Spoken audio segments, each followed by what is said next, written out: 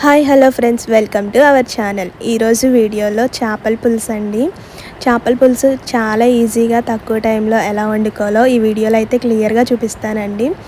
అసలు వదిలిపెట్టరు. చాలా సింపుల్గా అంటే సింపుల్గా వండేసుకోవచ్చు. మిస్ అవ్వకుండా, స్కిప్ చేయకుండా ఈ వీడియో ఫుల్గా చూసేయండి. ముందుగా మేమైతే 1 కేజీ చేపనైతే తీసుకుని అలా కట్ చేయించుకుని తీసుకొచ్చామన్నమాట. ఇప్పుడు ఆ చేప ముక్కల్ని అలాగే వండేయకుండా ఒకసారి క్లీన్ చేసుకోవాలండి బాగా. బయట కట్ చేసినా కూడా మనం ఇంటికి తీసుకొచ్చిన తర్వాత ఇలా శుభ్రంగా క్లీన్ చేసుకోవాలన్నమాట. ఒకసారి బాగా దానికి ఉన్న పొర మొత్తం వచ్చేసేలా క్లీన్ చేసుకుని దాని తర్వాత ఒకసారి క్లీన్ చేసి వాటర్తో, దాని తర్వాత ఒక గిన్నెలో తీసుకుని అందులోకి కల్లుప్పు తీసుకుని ఇంకో 2-3 టైమ్స్ బాగా క్లీన్ చేసుకోవాలి. చూసారు కదండి, క్లీన్ చేసుకోవడం అయితే అయిపోయింది.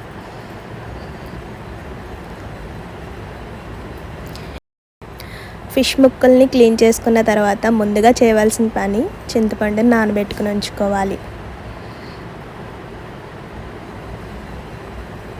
అలాగే ఆనియన్ పేస్ట్ అండి, 2-3 ఉల్లిపాయలని పేస్ట్ చేసుకుని ఉంచుకోవాలి. అలాగే పచ్చిమిర్చిని చీరుకొని ఉంచుకోవాలి.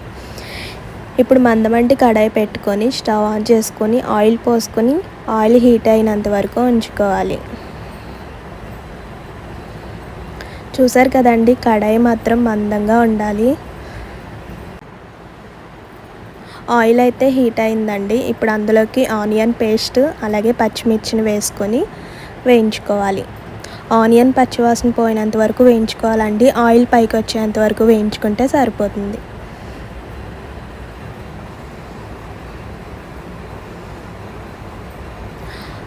ఫిష్ కర్రీలోకి ఆనియన్ ముక్కలు కాకుండా ఇలా ఆనియన్ పేస్ట్ అయితే మనకి గ్రేవీ బాగుంటుందండి. చేపల పులుసులోకి ఎప్పుడైనా సరే ఆనియన్ పేస్ట్ చేసుకుని వేసుకోవాలి.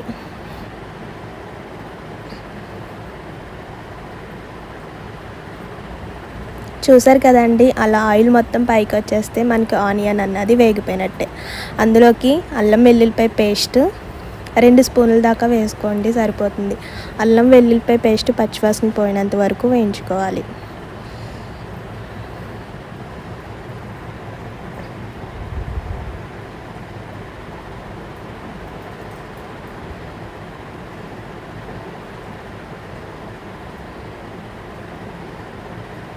చేపల పులుసు వండడం చాలా అంటే చాలా ఈజీ అండి. అన్ని కర్రీస్లో కన్నా తక్కువ ప్రాసెస్ ఉండేది ఫిష్ కర్రీ అనమాట, చేపల పులుసు అనమాట. చూసారు కదండి, అల్లం వెల్లుల్లిపాయ పేస్ట్ వేగిపోయిన తర్వాత అలా ఆయిల్ పైకి వచ్చేస్తుంది.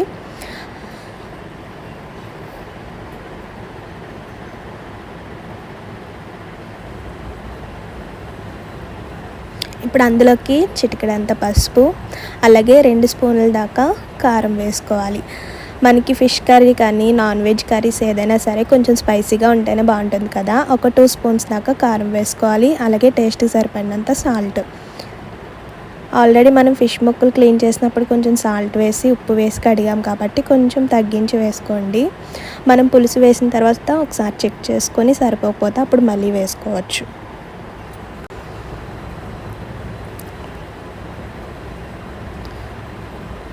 ఒక 2 మినిట్స్ అలా వదిలేయండి. ఉప్పు కారం అన్నీ వేసిన తర్వాత ఒక 2 మినిట్స్ వదిలేసిన తర్వాత మనం ముందుగా నానబెట్టుకున్న చింతపండు రసంని అందులోకి వేసుకోవాలి.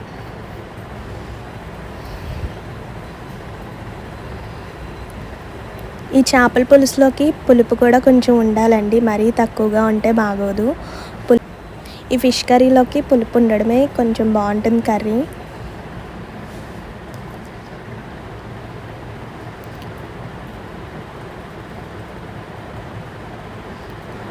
మనకి పులుసు ఎంతవరకు కావాలో చూసుకొని వాటర్ పోసుకుంటూ కొంచెం సేపు మరగనివ్వాలండి. ఎంతోసేపు కాదు, ఒక 2-3 మినిట్స్ వరకు కొంచెం మరగనివ్వాలి. ఆ తర్వాత ఫిష్ ముక్కలను అయితే యాడ్ చేసుకోవాలి. ఇప్పుడైతే అందులోకి ఫిష్ మసాలా ఉంటుంది కదండి, ఫిష్ మసాలాను కూడా వేసుకొని ఒక 2 మినిట్స్ ఉంచుకోవాలి.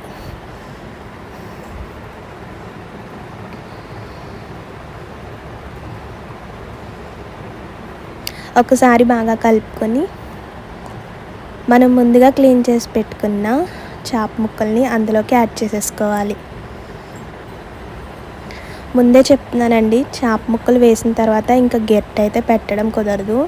అందుకే ముందు పులుసు వేసినప్పుడే అన్నీ చూసుకొని టేస్ట్ చూసుకొని ఒకసారి కలుపుకొని దాని తర్వాత ముక్కలు వేసుకోవాలి.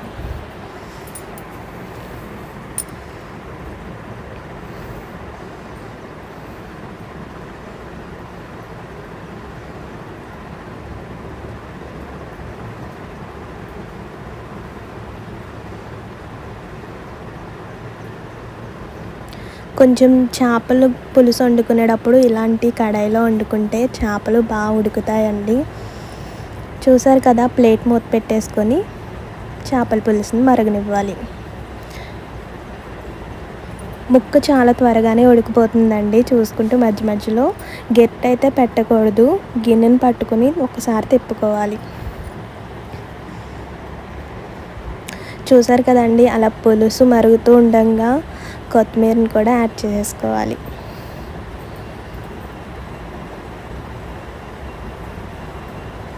చాలా వరకు అయితే పులుసు అయితే మరిగిపోయింది, అలాగే ముక్క కూడా ఉడికిందండి. చూస్తేనే తెలుస్తుంది కదా. ఇప్పుడైతే అందులోకి కొత్తిమీరని యాడ్ చేసుకోవాలి.